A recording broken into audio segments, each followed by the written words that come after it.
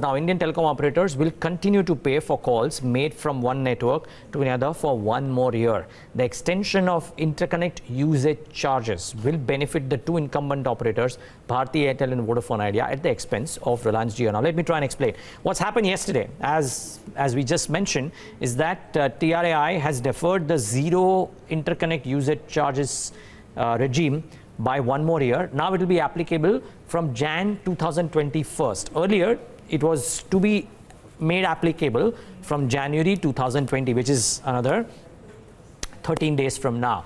The termination charge remains at 6 paise per minute. Now, what is this? For all of you who don't know, the pulse of the matter, and this is the explainer from our end, is that on interconnect usage charges, it's the fee paid by the operator from whose network the call originates, the person who makes the call, essentially where the call is made from, to the operator on whose network the call terminates, which is the person that I'm calling. Now, why is this important? Because if you look at the call traffic imbalance, and this is for the three operators for the months or few months that we picked up, or quarters that we picked up, December, March and June, look at those numbers and that will show you that the outgoings from Jio are much higher. So therefore, a lot of calls are originating from Jio and they are getting terminated on networks of Bharti Airtel and Vodafone Idea, which means that those 6 paise per minute charges accrue to Bharti Airtel and Vodafone Idea and are an expense to Reliance Jio.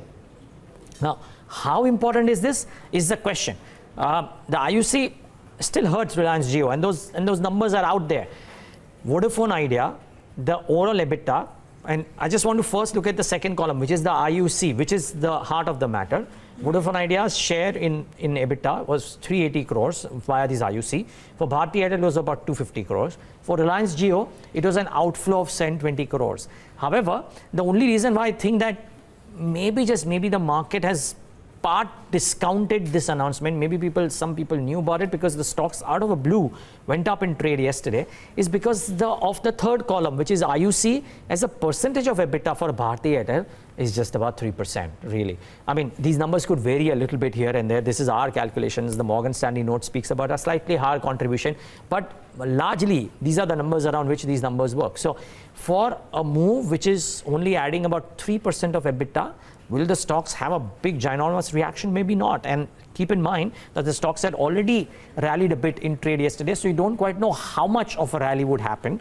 But nevertheless, this is important. Now, what will tries rationale for deferring this from Jan 2020 to Jan 2021 is two-pronged. One, they're saying, and I'm quoting, that majority of the subscribers would have adopted 4G services by January 2021. And the affordability of 4G capable devices would also have improved by Jan 2021. So for now, it's deferred. What if these 2 points don't happen? Will TRAI again defer it? That's the other key question as well. So important step, a bit of a relief, a small relief for the telcos. Whether it is in the price or not, I would reckon that if you believe that the 4% uptick was because of that, it is largely in the price. There is one more thing that has happened though, and which is also important, that TRAI has released a consultation paper. This is not new, or this is not unexpected, but because it's been released, I just want to point it out. The consultation paper speaks about or asks 3 key questions: whether regulatory intervention in terms of a floor price is warranted or no. So they are asking suggestions for that. Suggestions on methodology to fix the floor price if the regulatory intervention is warranted. And of course, they've also asked whether or not there should be some intervention, not just with regards to a floor price for voice call, but also for data. So both data as well as voice calls, they are seeking a response for floor price fixing, and they're asking for the submission of the comments by January 17th and counter comments by January 31st. Now, this is just a consultation paper, but because TRAI has gone out and asked or sought comments out here, well, you never know. There might be some regular intervention for the telco tariffs, and that should again, I think, augur well for the incumbents, maybe for everybody, but should certainly augur well for incumbents in Vodafone Idea. So there's a bit of a rally that has happened already. Let's see if there is more in store in the telcos today.